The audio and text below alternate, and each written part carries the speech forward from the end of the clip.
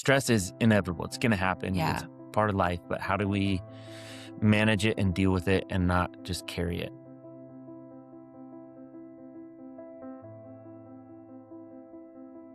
Welcome to Permission Slips, a space for you to practice paying attention to your life with self-compassion and kindness, so you can experience the wholeness, purpose, and joy you were made for.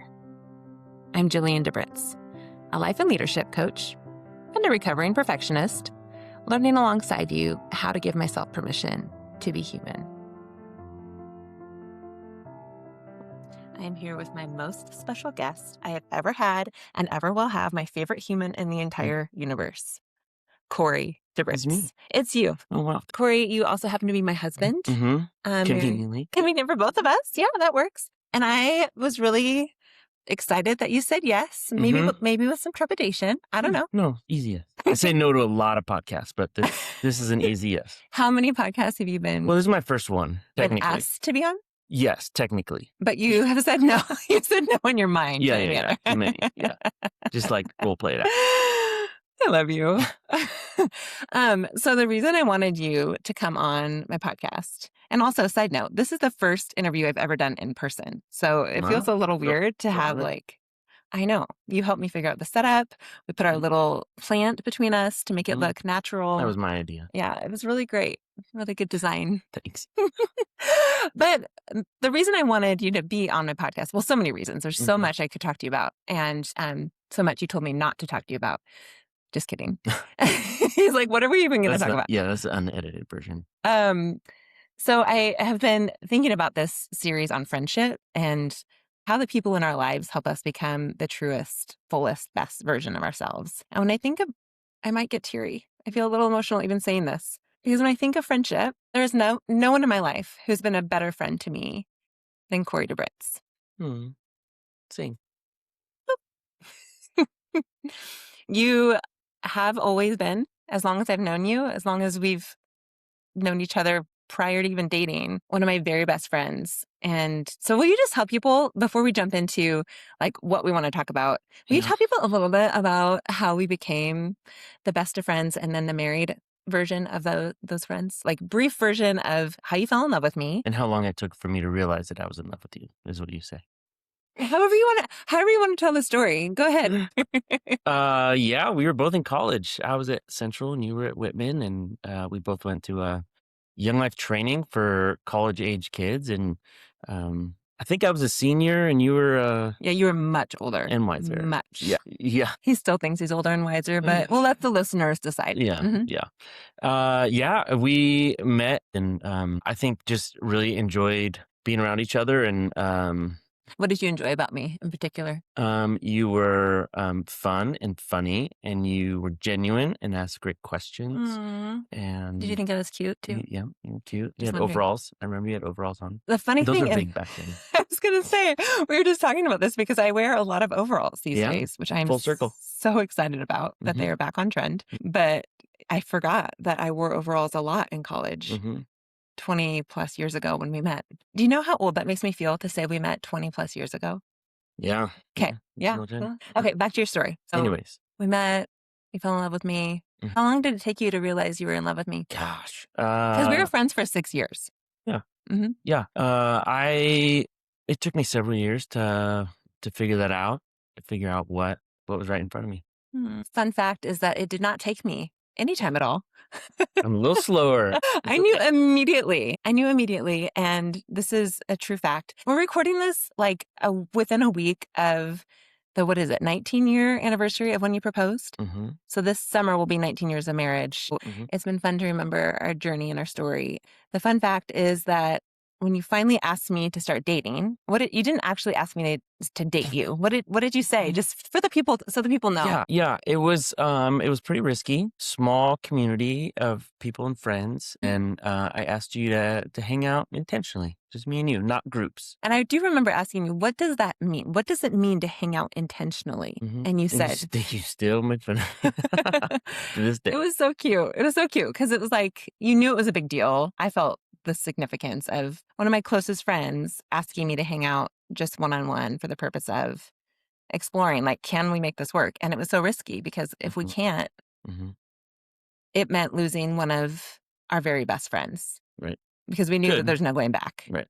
I mean, we assumed. Mhm. I guess people do, but I Yeah. assumed. One of the, like, 2 or 3 friends I had at the Yeah. time. Yeah. That sounds sad and depressing, doesn't it? It was a hard season. Yeah. It was a hard season. You moved to a small town and you were doing ministry, and it's a lonely place to be a leader in a small town. So, yeah, I recognize that it was really brave, and I'm really glad you asked me to hang out intentionally. And then a year later, you proposed, and at the same time as you told me you love me for the very first time, Yeah. within the same sentence, Mhm. you asked me to marry you. So that was a lot to take in. Yeah, there's a couple sentences probably in between there, but in the same general time frame. Sure. Yeah. Okay. Okay. So that's our like brief version of Mhm. our dating/marriage story. Yeah. Um, but the reason that I wanted you to be on this podcast, and you were so mindful when I was asking you, hey, can we talk about our friendship and can we talk about what it looks like to be a team, like our Mhm. partnership in life as husband and wife, as Yep. married people? What does it look like for us to partner together in a way that helps the other person be more and more fully Yeah. themselves? Cheerleaders of each other's Yeah. passions and Yeah. things. And I appreciate that you said, well, I don't want to, one, act like we have it together because we do not. Right. I mean, we're pretty great. It's pretty close. But But we don't want anyone to think that we're experts or like we're telling people what to do. right. But we also we've learned a lot the hard way, Mhm. like a lot of hard stuff that we've had to fight through and work through. And I feel like for me, when I think about what has encouraged me hearing other people tell their story, Mm.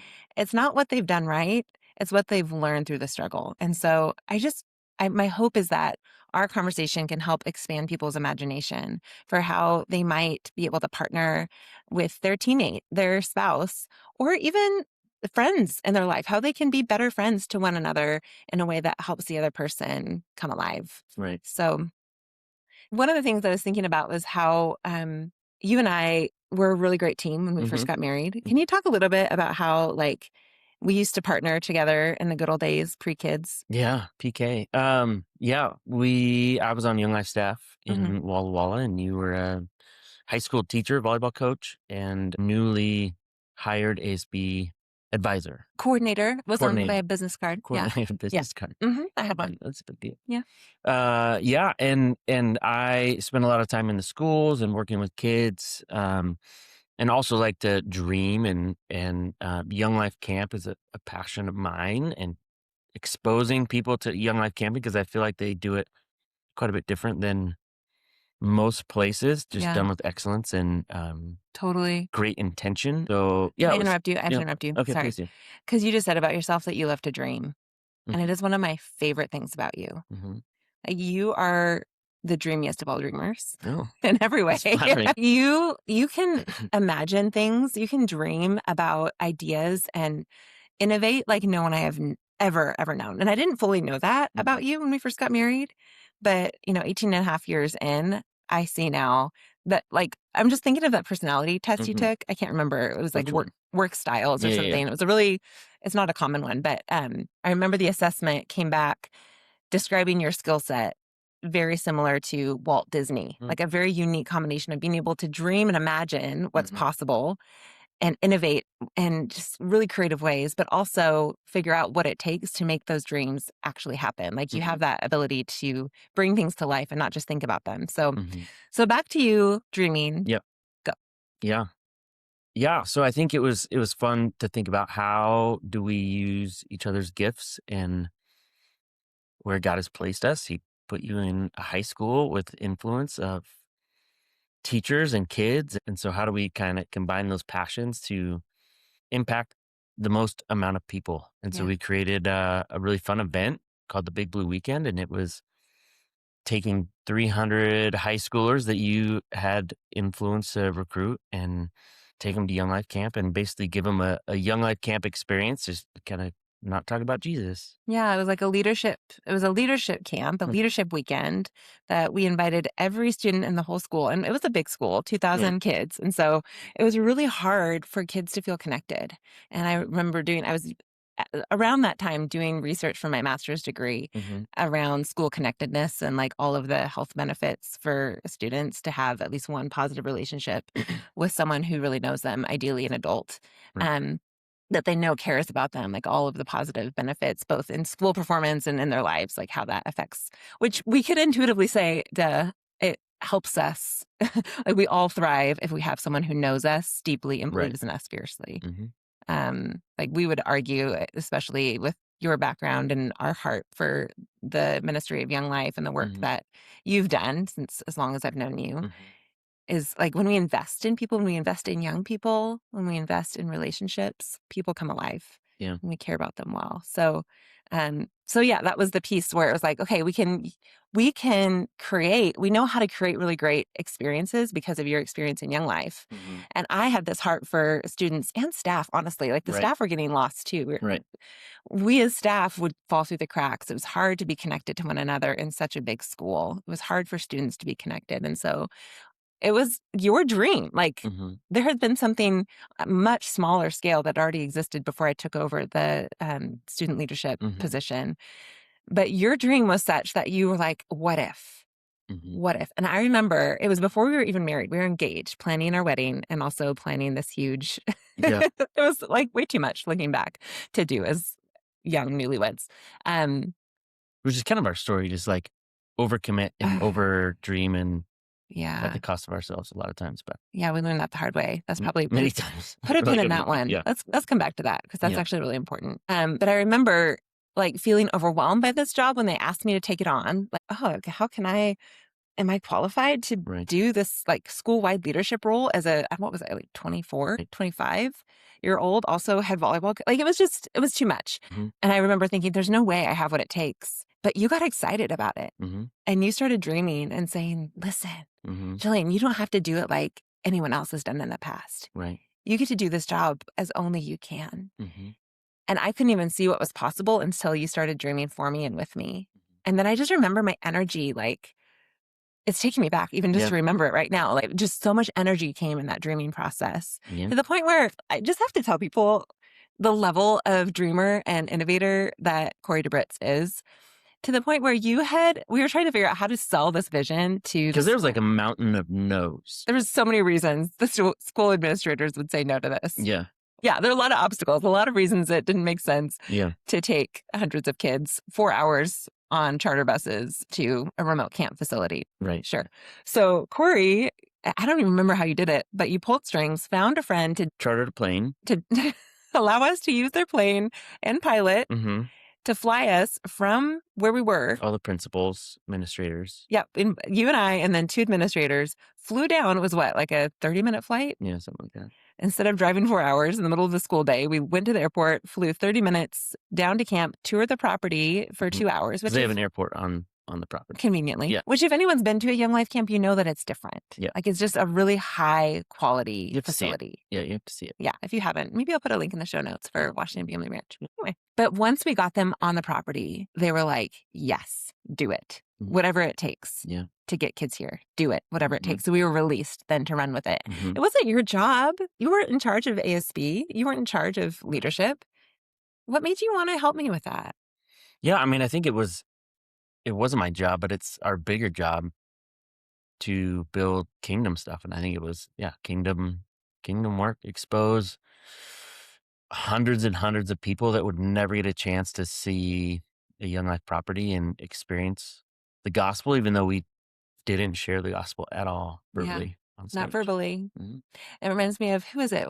Was it St. Augustine? I don't think so. Someone said, preach the gospel at all times and when necessary, use words. Yeah. It was one of those where we knew once kids got onto a Young Life property and they had people serving them meals, Mhm. which I remember we recruited Young Life leaders who love Jesus and love kids to come and with their actions, with their kindness, with their enthusiasm, help kids from the school feel loved Yeah.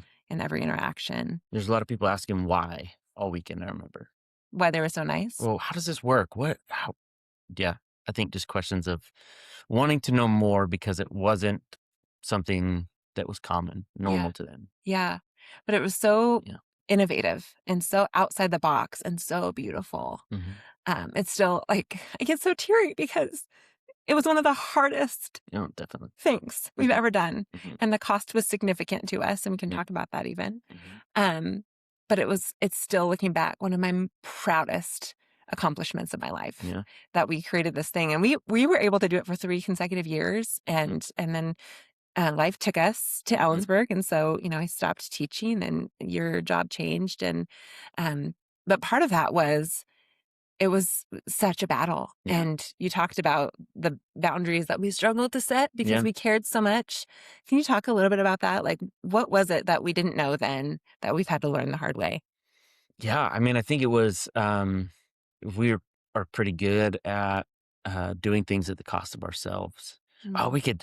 we don't need as much sleep. We don't need, you know, we could justify it any which way Mm-hmm. to do what we were dreaming because we did have space, but, we also didn't set very many boundaries because, yeah, it's not like we had a family at home that we needed to take care of and be responsible for. It was just, one long weekend of sleeping in that would be recovery, or that's what Yeah. we thought, but Yeah. that's Remember, not true. remember when things were so simple and we could get up whenever we wanted? Oh. So the cost of the weekend was significant. And I've talked a little bit before about the mental health implosion that Mhm, that season of our life, my life, led to my lack of boundaries in my job and how much I was taking on. And honestly, I don't hold it against anyone at this point. There's been a lot of forgiveness I've worked through over the years.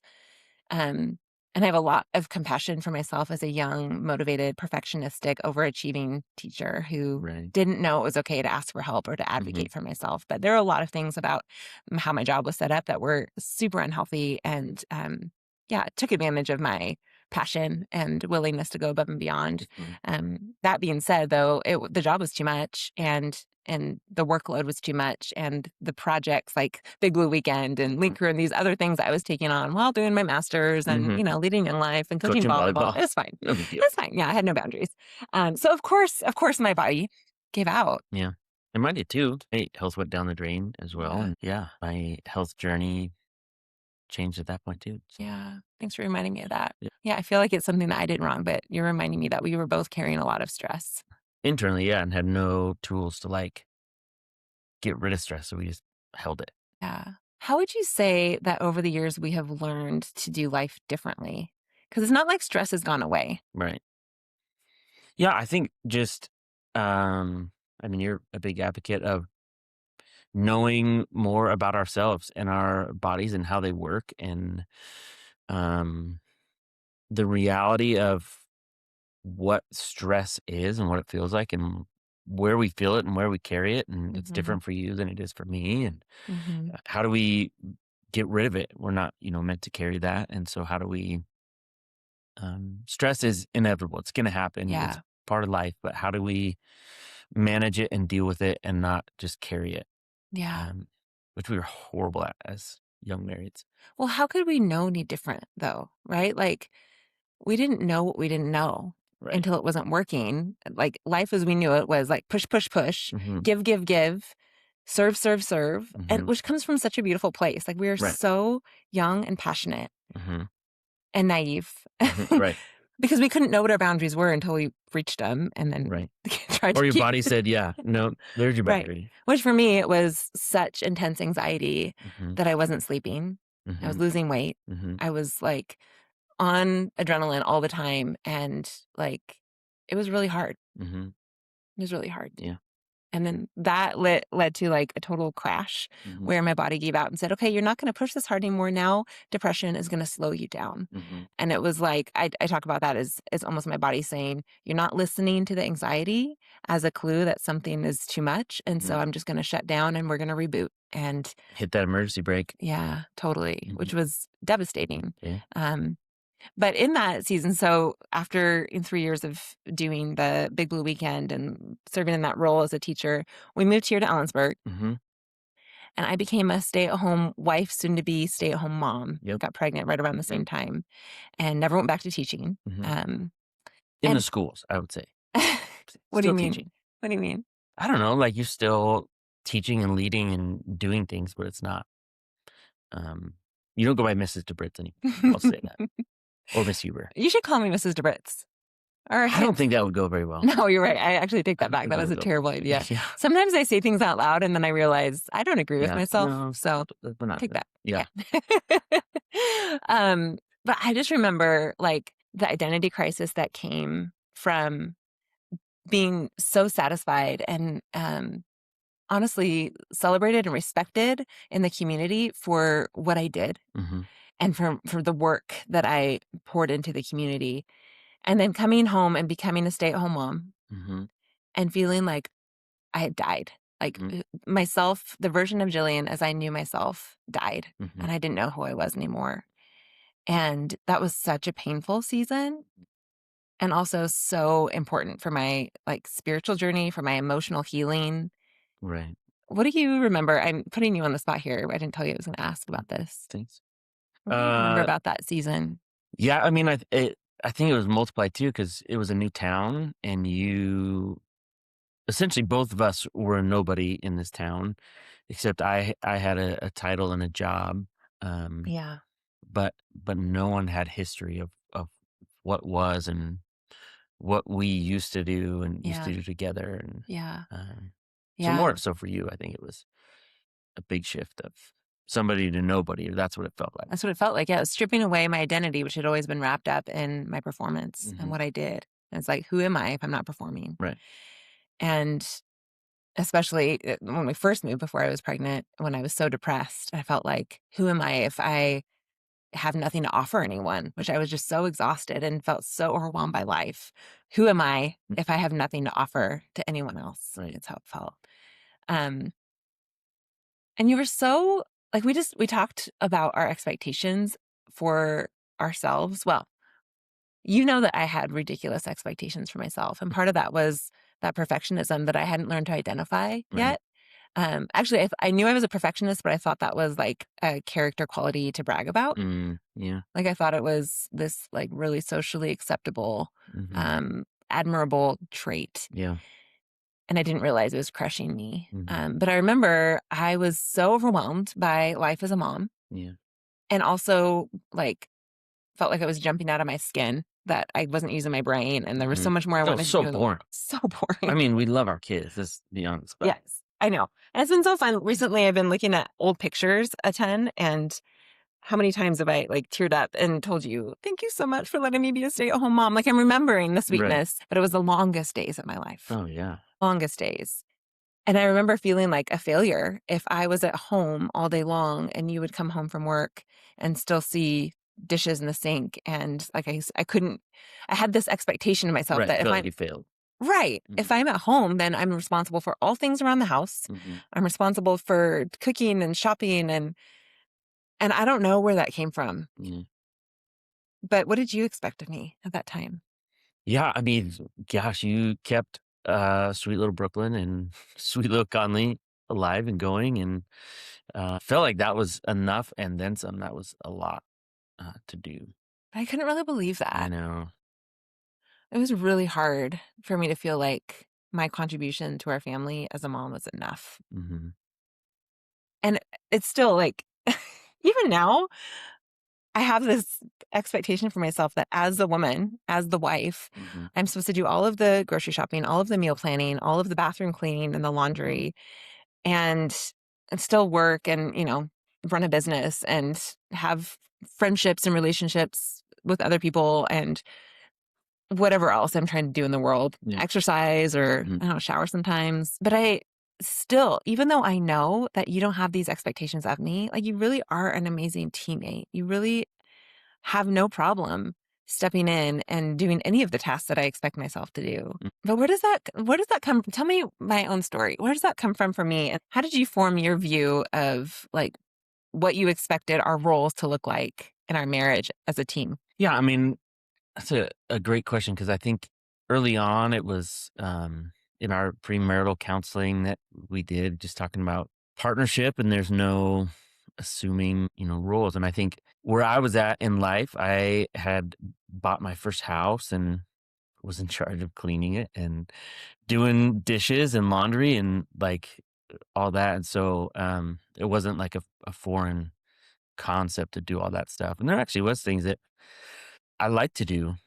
Cooking was fun. And maybe because of the job where I'd never completed anything that I could Mm, cook a meal and it was like, oh, I finished that. I was done. totally. Yeah, the nature of your work is like Yeah. there's always more to do. And Yeah. so to have something that you could physically with your hands Right. have a sense of completion was probably super helpful. Mowing the lawn, which was Mhm. great. Yeah, I think it was just figuring out what we could do together that not necessarily was life giving, but we could each contribute to the family. Yeah. But you've always been so gracious, and I think I needed to hear again and again and again from your mouth Hmm. what I knew you believed, which that you didn't have any expectations of how I would spend my time during the day. Right. Being a mom was enough. I know I believed you, and I didn't believe you at the same time. Like I expected more of myself, even if you didn't expect me to do more than keep children alive, Yeah. which was a huge task, let's be It honest. was.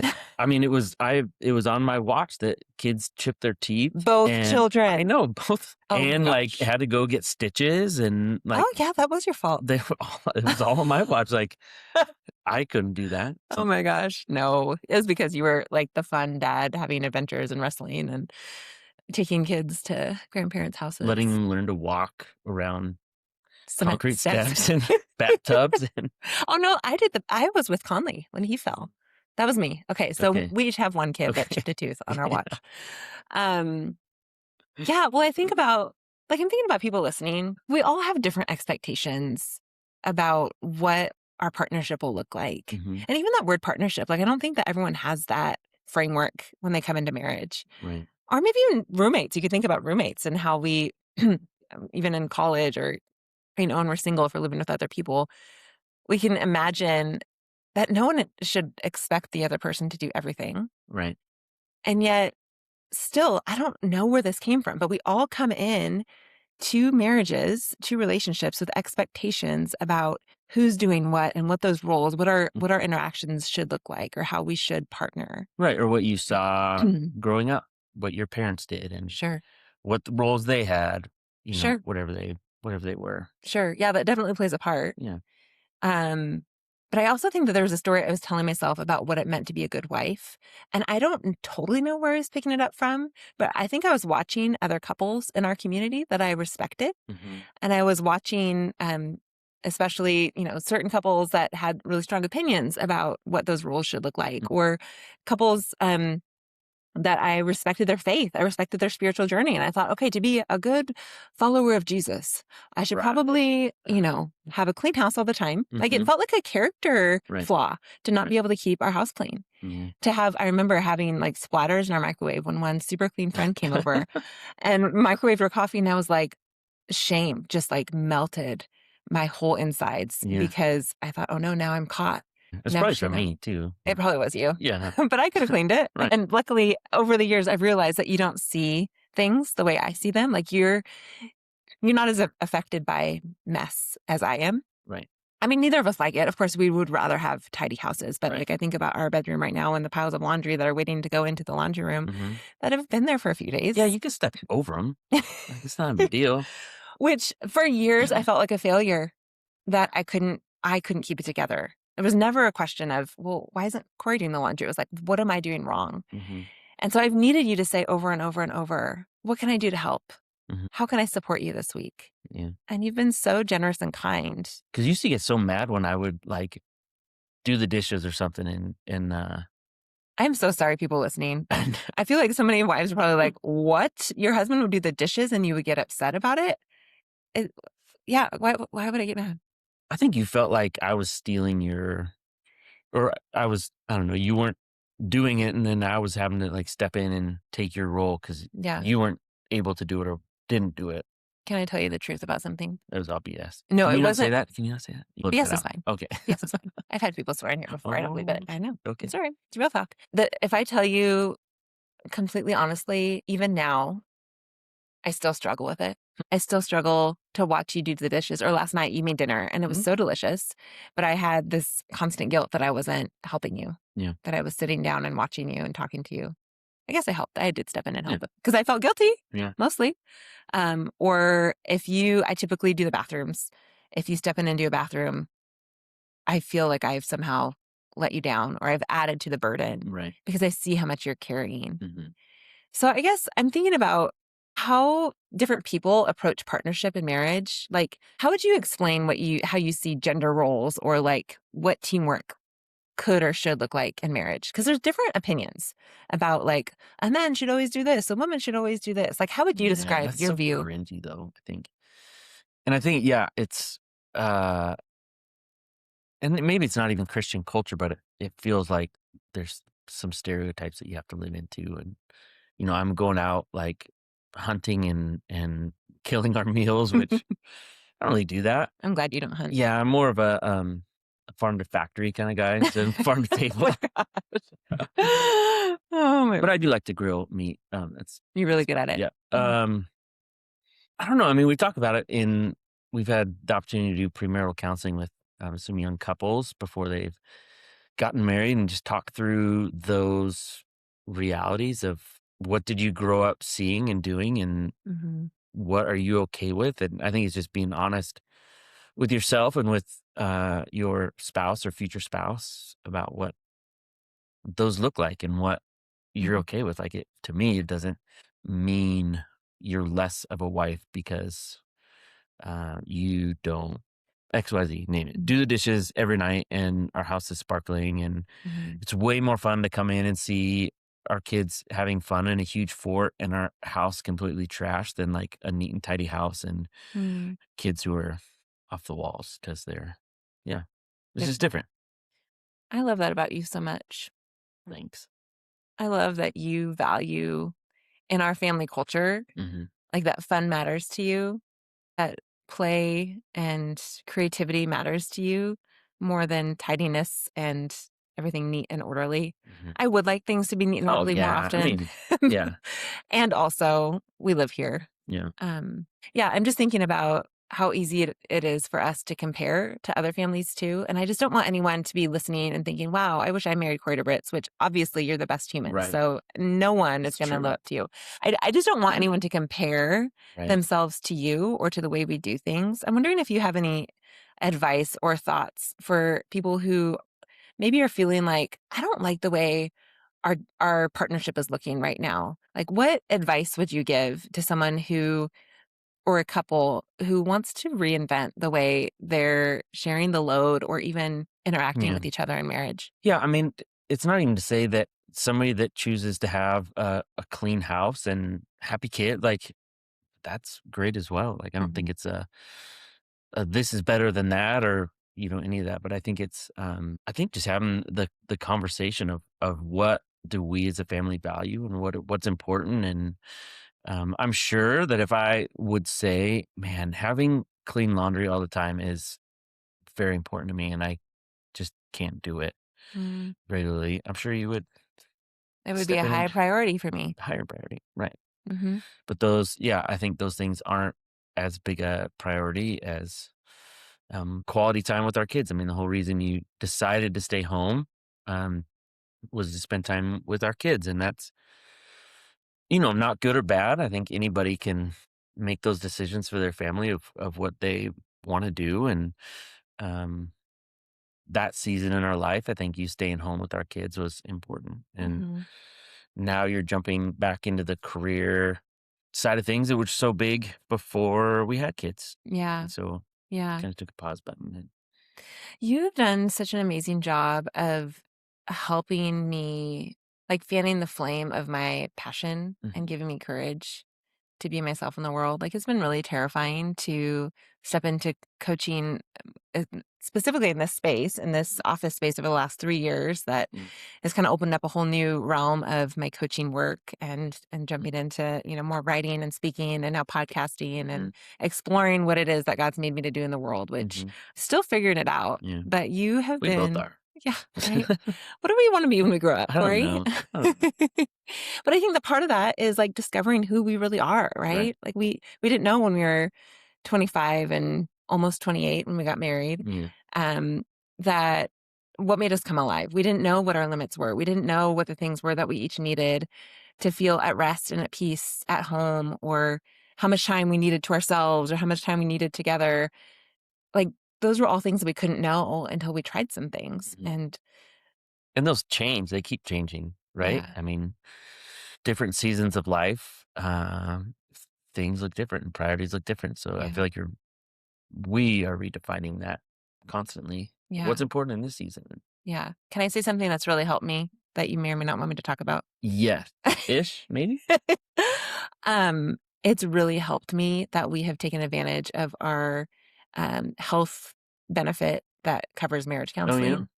So, because we've had marriage counseling off and on pretty consistently Mm. for years now, it helps me to know that we have a space to talk about how we're doing with a neutral third party to help us build skills that we don't naturally Well, just have. even having somebody ask us questions Yeah. and not in like there's issues we have to talk through, but just somebody to ask questions as we try to figure out life and parenting Yeah. and marriage and Totally. in different seasons of life. We have 2 middle schoolers now, which Yeah.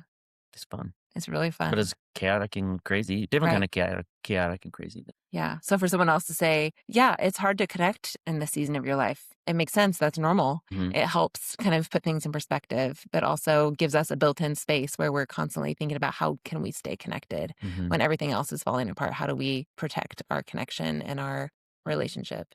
yeah, Um, so back to what I was saying about how you have really fanned the flame of courage and passion in my heart as I step into the work that I'm doing. mhm. I'm curious if you have thoughts about what difference it's made to see me step into things that make me come alive. Can you talk about like what it's been like for you to watch me step back out into the working world Mm, after teaching? I feel a little emotional asking you this yeah, question. yeah, I've been staying home for over a decade mm, with our babies mhm, and like slowly tiptoeing back into coaching or starting coaching. And yeah, like that was a very slow growth process over mhm, several years to then being in this space now where I'm, yeah, leading women and offering group opportunities for coaching in our community and doing things online and all the things. What's it been like for you to watch that transition from one season and one way that I function, my role in supporting our family was very hidden, mhm. to now a more public, outside the house kind of role. What's that been like for you? That you become a big deal. Not a No, big okay. deal. Yeah, I mean, I think that was one of the things that, was attractive about you when we were friends in Walla Walla. Like, you had your own identity and your own passions and your own goals and your own things that you wanted to accomplish, and, um, it wasn't just me and supporting me and whatever I was doing. It was like, it's fun to watch you go after things you wanna go after, and me support you as opposed to, like, you always coming to my stuff, which Yeah. yeah, Which is thank you. yeah, It's really fun for me to hear how much I forgot how I mm, remember initially you saying it's really attractive that you have big dreams you're going after, whether it yeah. was you wearing a button with my picture on it to volleyball games Oh, when I yeah. was coaching Yeah, for you to come and cheer me on, literally in the stands. Everyone mhm, else is watching their girls play volleyball and mm, you're there cheering on the coach. yeah, Um, but it means so much to me that you want to see me flourish, yeah, that you want to see me thrive as myself, even when it comes at a cost to our family, even when it mhm, means I'm out of the house, which, I hate being out of the house more than once per week. mhm, But if I have multiple meetings or courses I'm offering in the evening, multiple nights in a week, which we've been in a season that's been ridiculously busy. yeah, And as I get ready for an event, coming up, and then you're going to shift into your big event mode. mhm, And you've been so gracious and supportive, and it's meant so much to me mhm, because it's hard for me to leave. I feel like I'm making life harder right, for everyone else in our family for me to go be myself because there is a cost, right? right, If I'm not with our family, if I'm out serving other people or leading in other ways, that mhm, means that there are things that are not happening that I could do at home. But for you to lovingly, willingly step in to things as simple as making dinner and planning meals and cleaning up, for those nights, mhm, or even just the grace that our house has been a mess for a few weeks. yeah, It's fine. Like, yeah, it's it's fine. fine. Um, it just means a ton. Yeah, of course. I mean, it's also that's what we want our kids to do, like, we sacrifice things for our kids to thrive, sports or a Mhm. play or, whatever it is, we sacrifice on their behalf, and I think them being able to sacrifice their whatever Mhm. to be able to support each other, I think is big. I feel so lucky to be married to a man who believes in the value of sacrificing and laying down his life Mhm. so that the people around you can flourish. And I feel like the battle I'm constantly fighting with you is to stop sacrificing yourself. Mhm. Well, that's the battle, right? Like just push our own wants and desires and needs down for the other. Yeah. But yeah, when do you let your passions and desires speak up as well? That it's not a Yeah. one-sided thing. That takes practice. Mhm. It takes a lot of practice for each of us to be honest about what we need and what we want because we both just the way our relationship dynamic has gone for as long as we've known each other is that both of us want to make things as easy as possible for the other person. Right, Like, like deciding where to eat used to be like the I don't hardest know, thing. what do you want Wherever to you want to go. Yeah, it's which great. some people may listen and be like, "What? That's so weird. That's so annoying." Like, there are Right. people that, like, they're fighting because, like, our work is to fight, to be honest with each other about what's really going on because we so Mhm. suppress our own needs and desires out of a desire to be easy for the other person Mhm. that it's hard for us to be honest if it could make things hard between us. So that's the work that we've really been doing for the last several years, and I'm proud of us. We've come a long way. Um, but there are people listening that like they have different struggles. Like maybe their struggle is that they have conflicting desires and they feel like they need to be louder than their spouse and they are fighting to get their own needs met. And Mhm. I guess I'm thinking about like how do you see God's design for partnership in marriage? And I'm thinking about even Ephesians, is it Ephesians 5 where it talks Mhm. about men love your wives as Christ loved the church. Mhm. Women respect your husbands. Mhm. Um, like, how do you see that playing out according to like God's design? How would you explain that? Yeah, I mean, I think it's all us dying to ourselves in some capacity and not like getting rid of our wants and desires and needs, but taking into consideration somebody else and their wants and desires and needs and how does that fit in with mine and Mhm. being okay with not getting my way all the time Yeah, or you not being okay with getting your way yeah. all the time. It's like that mutual submission. Give and take, yeah. Yeah.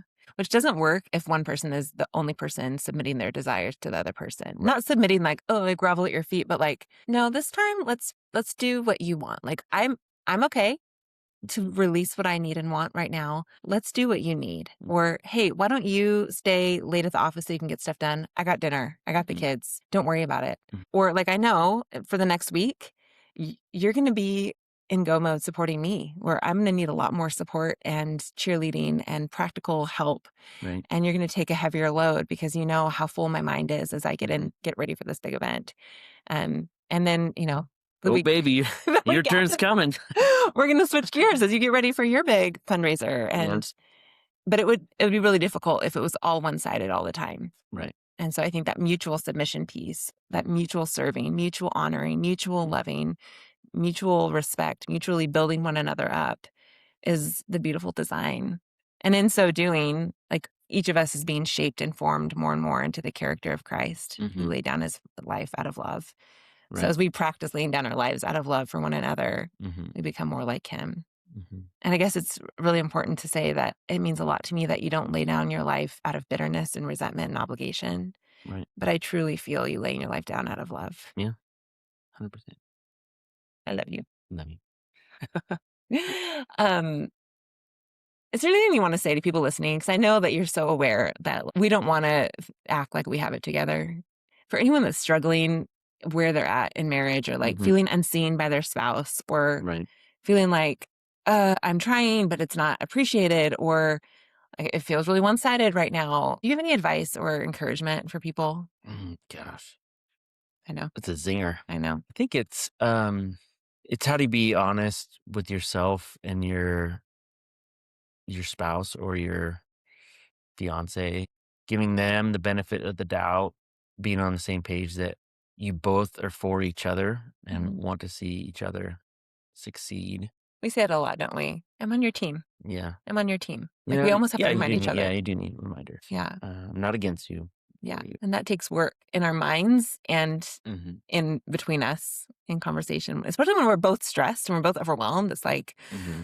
Well, you're making things harder for me. And then we have to stop and say, I'm on your team. Mm. I'm on your team. I'm for Right. you. Mhm. And it also takes work to choose to believe the best about the other person. Thanks for doing that. Yeah. Thanks for doing that as well. Do you have a permission slip that you want to give people who are listening? I was just wondering if this was the point in the podcast where you say that I was your favorite, best podcast interview. Oh, hands down. Okay. No I just question. thought that was, yeah. Yeah, no. Okay, so let the record show Okay. you are by far my favorite podcast good. guest I have ever had or will ever have. I think she has to say that. Mhm. It's true. This is really fun. A permission slip. I think just that we're not going to get it right all the time, every time, and there's so much room for growing and figuring it out together. And it's once you figure it out, it's going to change, and you're going to have to figure it out again. And to have grace in that it's seasons change, and we need to change, and that's okay. Yeah, I love that. It makes me think about how we really are committed to helping one another grow. Like our marriage isn't about helping one another be happy. It's about helping one another grow into the fullest, most beautiful, flourishing versions of ourselves. And that doesn't happen in a comfortable environment often. It's like the discomfort of like, oh, this isn't working, or what happened here? It's not in avoiding conflict or avoiding ruptures. It's like, okay, that's going to happen. There's going to be miscommunication. There's going to be hurt feelings. There's going to be things that aren't working because we're human. And we can't control the world even. Like the pressure is coming at us from outside, let alone between us. So it's not if things go sideways, it's when. How are we going to respond? And are we going to choose one another? And are we going to choose to love one another even at a cost to our own comfort or pride? Are we going to choose to say, I see you and I don't want to hurt you and I'm sorry that I did. Your pain matters to me. Right. Yeah. Thanks for being in it with me, Corey DeBritz. Yeah, thanks for being in it with me, Jillian DeBritz. Mrs. DeBritz. No, we can't say that. No, please don't. Okay, we can't say that. I love you. Thanks for being here. She's a high fiver. I don't know if you nailed it. She's a high fiver. We nailed it.